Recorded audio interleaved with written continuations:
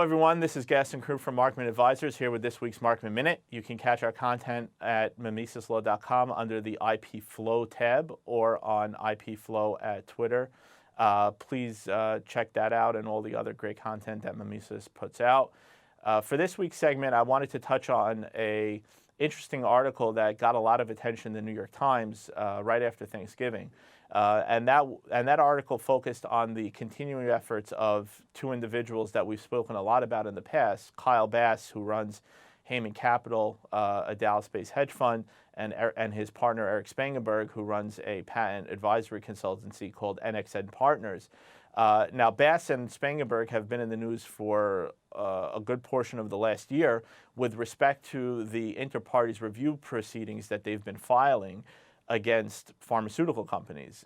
We've talked about a lot of those situations, and it's definitely something that continues to be a developing situation as many of the IPRs or inter-parties reviews that they filed in the past year are coming ripe for decision going forward. At the same time, it's well known that their batting average to date has not been as favorable as they may have hoped, but they continue to, talk about and push forward this activist short strategy of targeting weak patents in the pharmaceutical sector and raising a fund and investing in those situations depending on their success at getting rid of the patents that are in the way of lower drug prices.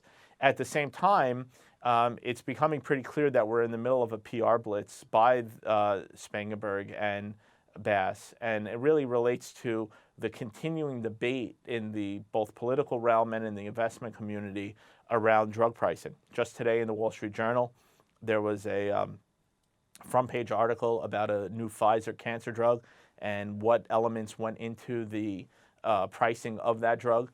While the pharmaceutical industry likes to talk about the cost of R&D as being a very big driver for the high cost prices, at least in today's article, the suggestion was that the actual decision of how to price the drug really had nothing to do with the R&D development costs that had gone into preparing that drug. And while that might not be the same for every company, there's no doubt that there's an increasing sentiment in the public mind that drug prices, particularly in the United States, are out of control.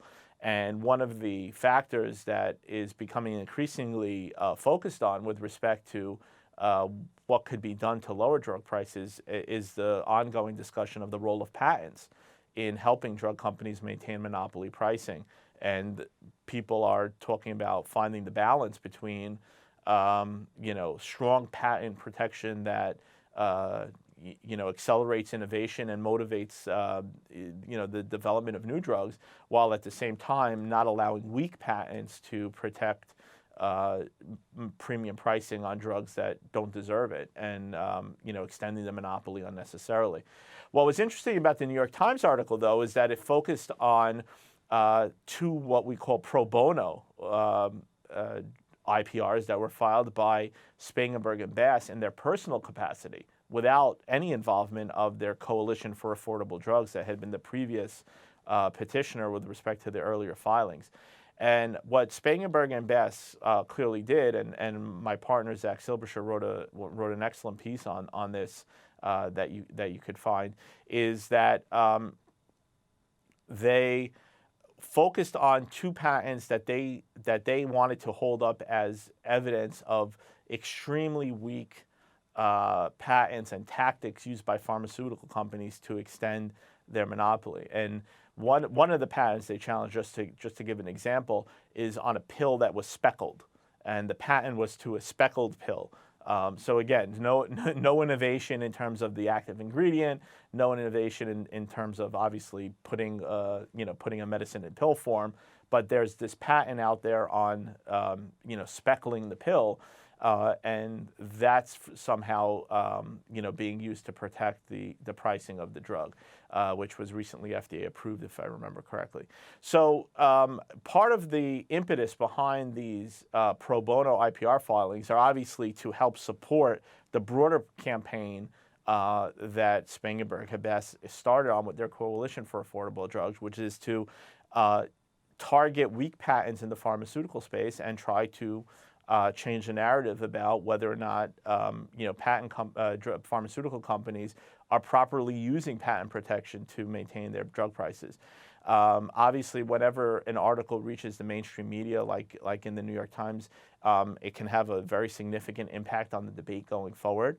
So it's going to be interesting to see a couple of things as we watch this ongoing situation. For one, probably of most interest to investors, everybody's still going to be monitoring well through 2016 how the coalition's IPR petitions go. Two, investors in biotech companies and pharmaceutical companies are going to want to continue to try to keep their finger on the pulse of the growing anti-drug price sentiment in the country, and whether or not there's additional political or legislative developments that may impact on that, irrespective of how the patent side of things go.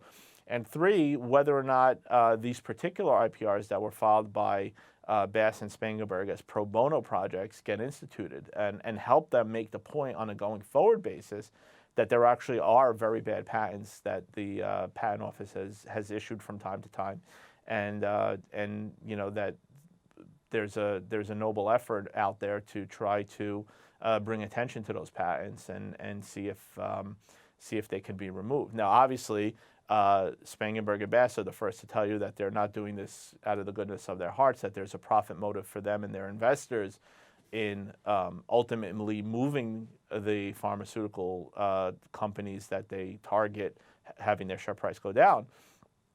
But part of their pitch is that they have the wherewithal and resources to actually prove the point.